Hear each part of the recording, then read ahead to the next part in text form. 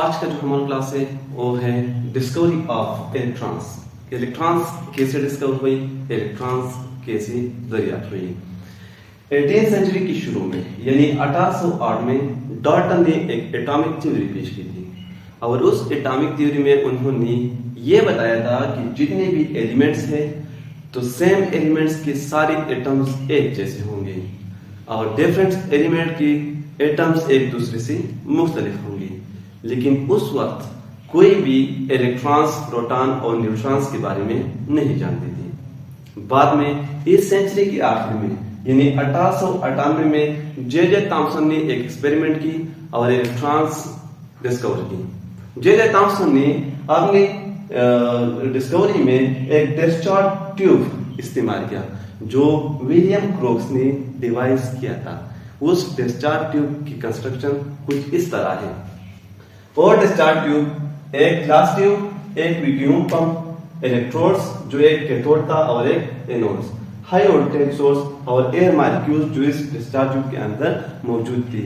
उसकी मदद से उन्होंने इलेक्ट्रॉन्स डिस्कवर की। सबसे पहले उन्होंने इस हाई वोल्टेज सोर्स से तकरीबन 5000 वोल्ट वोल्टेज प्रोवाइड की जो इस डिस्चार्ज ट्यूब में जो भी मॉलिक्यूल्स थी उसकी एक नॉर्मल प्रेशर थी। उस नॉर्मल प्रेशर में 5000 वोल्ट पर कोई खातिर ख्वाह तब्दीली नहीं आई।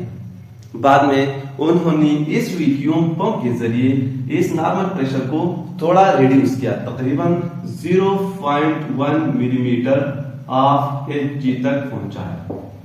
जब उन्होंने इस प्रेशर को रिड्यूस किया 0.1 मिलीमीटर ऑफ Hg तक तो उस वक्त कुछ चमक पैदा हुई इस डिस्चार्ज ट्यूब की अंदर। बाद में उन्होंने इस प्रेशर को और भी रिड्यूस किया, तकरीबन 0.01 मिलीमीटर ऑफ Hg तक पहुंचाया। इस 0.01 मिलीमीटर ऑफ Hg और 5000 वोल्ट पर डिस्चार्ज ट्यूब डार्क हो गया। तो उन्होंने इस तरह इस वोल्टेज को 10,000 तक पहुंचाया। अब 10,000 वोल्ट और 0.01 मिलीमीटर ऑफ Hg प्रेशर पर कुछ रेस पैदा हुई जो एक कैथोड की अपोजिट साइड पर लग रहे थे।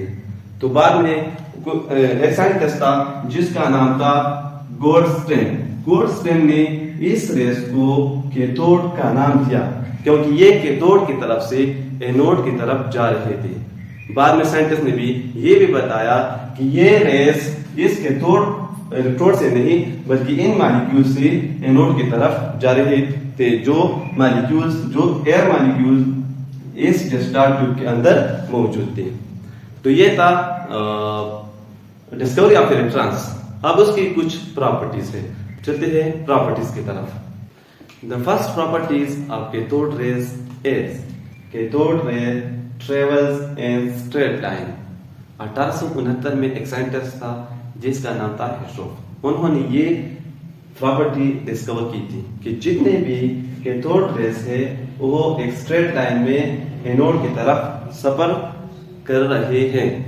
उन्होंने बताया कि अगर हम कैथोड रेस के रास्ते में एक ओपेक ऑब्जेक्ट रखें तो इसका साया एनोड पर बन जाएगा। तो उस लिहाज से उन्होंने ये बताया कि जो भी कैथोड रेस है वो एक स्ट्रेट लाइन में सफर कर रहे हैं। ये है फर्स्ट प्रॉपर्टी जो कि इंतहाई अहम प्रॉपर्टीज ऑफ कैथोड रेस है। The second properties of cathode rays is discovered by Crookes in 1870। Cathode rays की दूसरी प्रॉपर्टी क्रोक्स ने 1870 में डिस्कवर की और उसमें उन्होंने ये बताया कि cathode rays is moving particle which have definite mass and velocity कि जितने भी कैथोड रेस है वो एक मूविंग पार्टिकल है जो कैथोड से एनोड की तरफ जा रहे हैं लेकिन वो एक खास कीमियत और खास वेलोसिटी रखते हैं। जब उन्होंने इस कैथोड रेस के रास्ते में एक स्मॉल पेडल व्हील रखा तो वो small pedal wheel cathode rays की वजह से रोटेट हो रहा था। तो उस लिहाज से उन्होंने ये बताया कि जो कैथोड रेस है वो एक खास कीमियत भी रखती है, एक खास मास भी रखती है और एक खास वेलोसिटी भी रखती है। The third property of cathode rays was discovered by J. Thomson in 1897. Cathode rays की जो थर्ड प्रॉपर्टी है वो जे थॉम्सन ने 1897 में डिस्कवर की थी।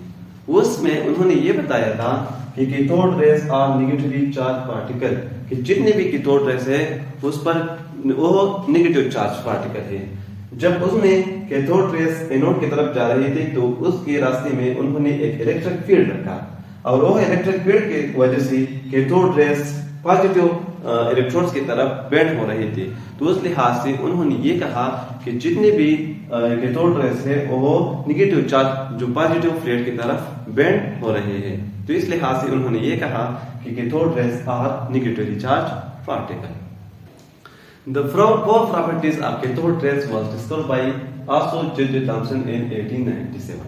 उसमें उन्होंने ये बताया था कि cathode rays bend at right angle where pass through magnetic field. जब हम कैथोड रेस एक मैग्नेटिक फील्ड से पास करेंगे तो वो एक राइट एंगल पर बेंड हो जाएंगे। जब उन्होंने इस कैथोड रेस के रास्ते में एक मैग्नेटिक फील्ड की पोज रखी, एक मैग्नेटिक फील्ड प्रोवाइड की, तो उस मैग्नेटिक फील्ड की वजह से ये कैथोड रेस एक राइट एंगल पर बेंड हो रहे थे। तो उसमें ये बताया था उन्होंने कि अगर हम कैथोड रेस के रास्ते में एक मैग्नेटिक फील्ड प्रोवाइड करें तो वो बेंड हो जाएंगे। ये है the four properties of cathode rays. Cathode rays की फिफ्थ प्रॉपर्टी है वो है कि cathode race heat up when strike a thin metal foil like platinum। जब हम कैथोड रेस के रास्ते में एक मेटल फॉइल जो प्लैटिनम का बना हुआ हो वो रखे तो वो उस मेटल फॉइल को हीट अप करते हैं। क्योंकि काइनेटिक एनर्जी जो कैथोड रेस की जो भी काइनेटिक एनर्जी है वो कन्वर्ट हो जाता है किसको, हीट एनर्जी को। इस हीट एनर्जी की वजह से वो मेटल फॉइल हीट अप हो जाता है। तो ये है fifth properties of cathode race. The sixth properties of cathode rays is cathode rays produce X-rays when strike metal।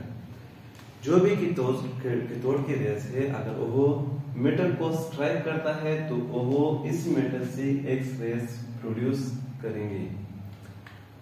Seven properties of cathode rays. Cathode rays ionize gases molecules by removing electrons. अगर एक discharge tube में जितने भी molecules, air molecules या जो भी gas मौजूद हो तो वो गैस से वो इलेक्ट्रॉन्स रिमूव करता है, तो इस वजह से वो गैस मॉलिक्यूल्स आयनाइज हो जाता है। From the above experiment, it was concluded that cathode rays are negatively charged particle having mass and kinetic energy। अब जो एक्सपेरिमेंट हमने या पढ़े तो उसमें उन्होंने ये बताया कि जो भी कैथोड रेस है वो नेगेटिव चार्ज पार्टिकल है जो एक खास मास भी रखती है और एक खास काइनेटिक एनर्जी भी रखती है।